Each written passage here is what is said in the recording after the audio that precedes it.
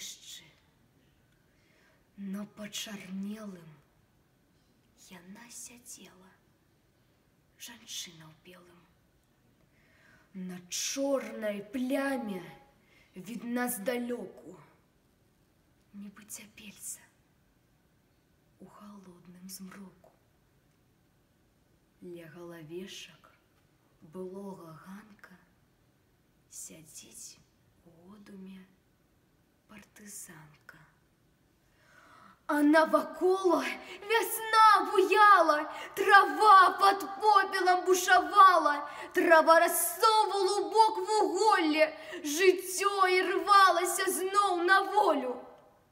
І ўжо фашыстаў нідзе, нікога. Ідзе вяселіца, перамога, і ёю пахне ўсё на свеце, лісцё і неба, зямля і ветер.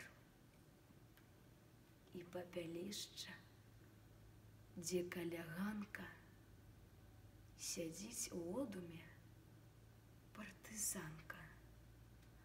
А на каленях дзіцячай жменькай ляжыць вузельчык, такі маленькі, сабралі крошак цэлую жменю.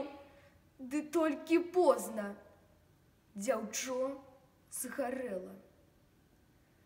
Таму сягоння на папялішчы вясновым ранкам сядзіць самотная партызанка.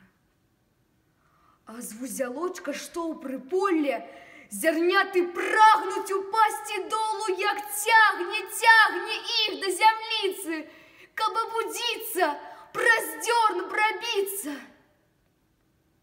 Вось партызанка узнімае вочы. Яна развязвае вузялочак, нібы пупышка, набухлы гэткі. Узыходзьце, кветкі, буяйце, кветкі, не асыпайцеся вы ніколі, перамажыце той чорны колер, які зялёным вясновым ранкам сустрэў няветліва партызанку. А калі можаце, хоць бы трошкі, і вы ўзыдзіце глебныя крошкі, як будзе голад і ўдзень, і ўночы. Хай лазять дзеці ў мой гародчык.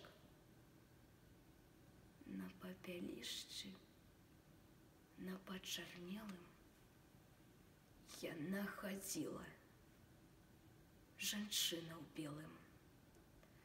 На чорнай пляме відна здалёку, нібы цяпельца у халодным змроку. Ля галавешак былога ганка кветкі сеяла партызанка.